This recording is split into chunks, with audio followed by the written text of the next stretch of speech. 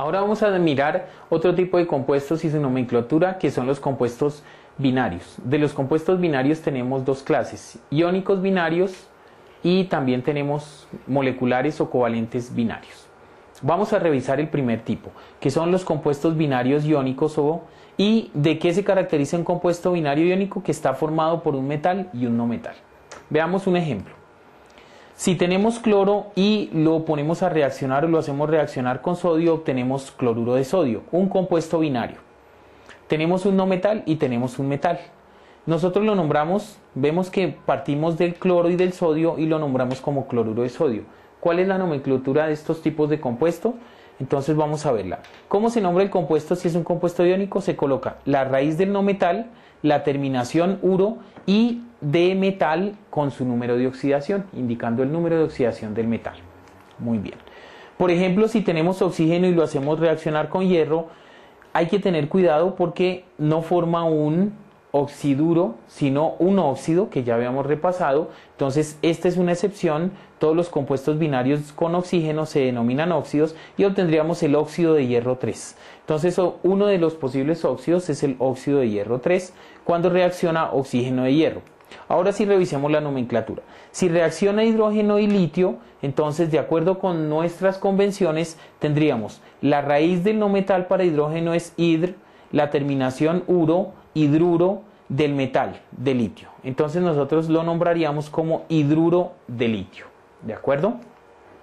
Y si tenemos azufre y galio, entonces tenemos aquí azufre sólido, galio sólido, obtendríamos este compuesto, Ga2S3. ¿Cómo se nombraría? Entonces la raíz del azufre es sulf, la terminación debe ser uro, sulf, uro, o sea sulfuro del metal, de galio. Sulfuro de galio. Revisemos cómo se nombraría, como sulfuro de galio. Esta es la manera o la forma en que uno nombra los compuestos binarios iónicos. Ahora vamos a ver cómo se nombran los compuestos binarios moleculares o covalentes. Un compuesto binario molecular o covalente está formado por dos no metales. Es decir, dos no metales forman un compuesto binario covalente o molecular. ¿Qué caracteriza a los compuestos binarios covalentes o moleculares? Veámoslo con un ejemplo. Si reacciona el nitrógeno con el azufre, forma esta sustancia, tetranitruro de triazufre. Ojo, tetranitruro de triazufre. ¿Por qué nosotros nombramos con la raíz del nitrógeno y no con la raíz del azufre? Porque el nitrógeno es más electronegativo, es decir, el elemento más electronegativo es de los dos no metales, es al que se le debe conocer la raíz y es el que forma el anión. Entonces, como forma el anión, ese anión va a nombrarse primero. Entonces, nitruro de triazufre, tetranitruro de triazufre. Bueno, veamos ahora sí cómo se nombran este tipo de compuestos. Entonces, el nombre de los compuestos que son moleculares o covalentes se nombran de la siguiente manera: binarios. Se coloca un prefijo que indicaría el número del elemento más electronegativo, la raíz del elemento más electronegativo y la terminación uro. Un prefijo que indicaría el número de átomos del elemento menos electronegativo y el nombre del elemento menos electronegativo. Es decir, sería prefijo raíz, elemento más electronegativo, terminación uro, de prefijo elemento menos electronegativo. Tal cual lo hicimos con nitrógeno y azufre. Le colocamos el prefijo que indicaba el número de nitrógenos en la fórmula química del compuesto, que son 4, la raíz del elemento más electronegativo, nitrógeno, la terminación uro, de el prefijo que indicaba el número de átomos en el compuesto del elemento menos electronegativo, azufre, que es 3, y la terminación del elemento menos electronegativo, azufre, tetranitruro de azufre. Veamos otros ejemplos. Si tenemos oxígeno que reacciona con carbono, ¿cómo lo nombraríamos? Recuerden que la raíz del oxígeno es óxido. Entonces, tendríamos oxígeno y carbono. El más electronegativo es el oxígeno, menos electronegativo el carbono. Entonces necesitamos la raíz del más electronegativo, que es óxido. Y tenemos el menos electronegativo, que es carbono. Entonces óxido quedaría monóxido de monocarbono. Solamente vamos a emplear el término mono para el monóxido de carbono.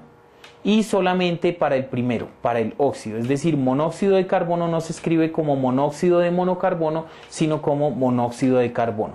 Y solo en este compuesto se emplea el término mono. Solamente se reserva el término mono para este compuesto, monóxido de carbono.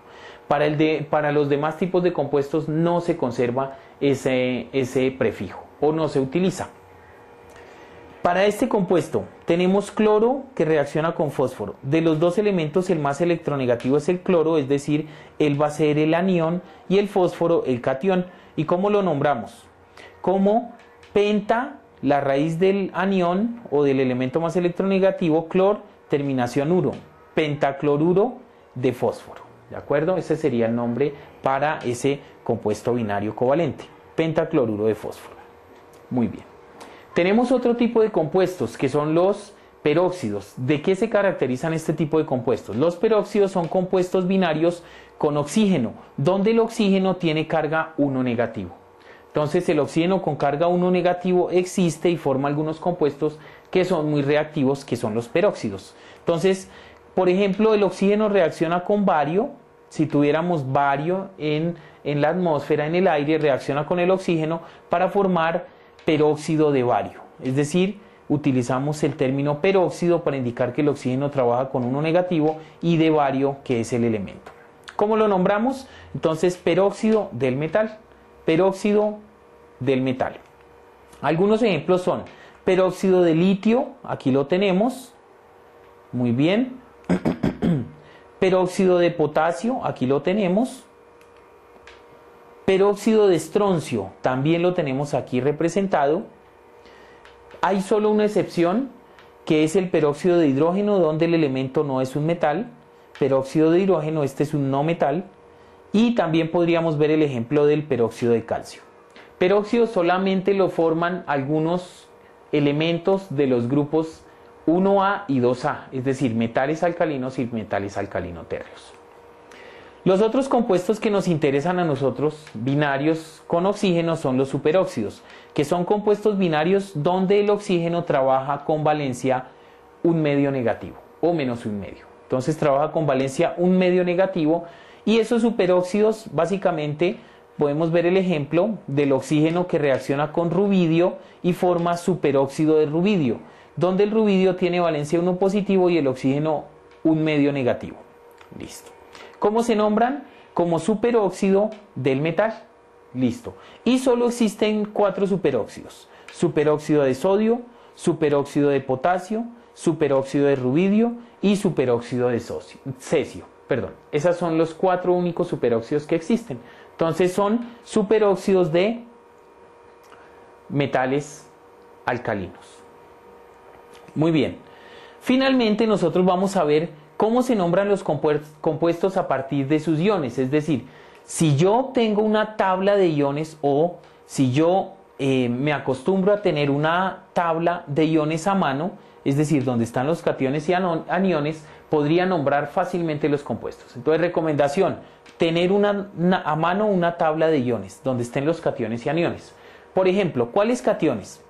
Cationes comunes, recuerden que los cationes son los iones que tienen carga positiva, como cuáles: hidrógeno 1 positivo, ion hidrógeno se le denomina NH4 1 positivo, que se le denomina ion amonio, sodio 1 positivo o ion sodio, calcio 2 positivo o ion calcio, y para los elementos que tienen más de un número de oxidación, estado de oxidación o valencia o carga, entonces manganeso 2 positivo, que se le denomina ion manganeso 2, cromo 3 positivo, ion cromo 3, o aluminio 3 positivo, ion aluminio. ¿Como cuáles aniones? Entonces, aniones comunes, es decir, con carga negativa, como OH1 negativo o ion hidróxido, O2 negativo o ion óxido, Cl1 negativo, ion cloruro, Br1 negativo, ion fluoruro, CO3 2 negativo, ion carbonato, o HCO3 1 negativo, que se denominaría ion bicarbonato, ion carbonato ácido o ion hidrógeno carbonato. Cualquiera de esos nombres son equivalentes o están expresando el mismo ion negativo o anión. Listo. Si yo tengo la tabla de iones, entonces voy a mirar cómo es que construyo el nombre a partir de su fórmula química. Por ejemplo, si nosotros tenemos, la fórmula química de los compuestos, recuerden, vamos a hacer a recordar, en la fórmula química de los compuestos se coloca siempre primero el catión, es decir, el ion con carga positiva, y luego el anión, es decir, el ion con carga negativa. Debemos identificarlos en la fórmula química para poder reconstruir su nombre a partir de la fórmula. Por ejemplo, si tenemos AlCl3, debemos saber que el Al es el catión, Al3 positivo, y Cl es el anión, entonces Cl1 negativo. Es decir, identificamos el ion aluminio e identificamos el ion cloruro. ¿Cómo se le denomina el compuesto? Lo denominamos cloruro de aluminio. Ya identificamos los dos iones, entonces se nombra primero el negativo y luego el positivo. Entonces cloruro de aluminio. Y retiramos la palabra ion porque ya no se trata de grupo de átomos o átomos cargados. Es decir, no se trata de iones. Veamos el siguiente ejemplo. Si tenemos CrOH3, identificamos los iones Cr3 positivo y OH1 negativo. Entonces tenemos el ion cromo 3 y el ion hidróxido. Nombramos primero el ion negativo y luego el ion positivo. Entonces quedaría como hidróxido de cromo 3. Y vamos a ver un último ejemplo. Si tenemos MnH2PO4 identificamos el primer ion Mn2 que se llama ion manganeso 2 y el segundo ion H2PO4 que se denomina ion fosfato diácido. Y vamos a nombrarlo. Entonces nombramos primero la parte del ion negativo y luego la parte del ion positivo o catión. Entonces lo nombraríamos como fosfato diácido de manganeso 2.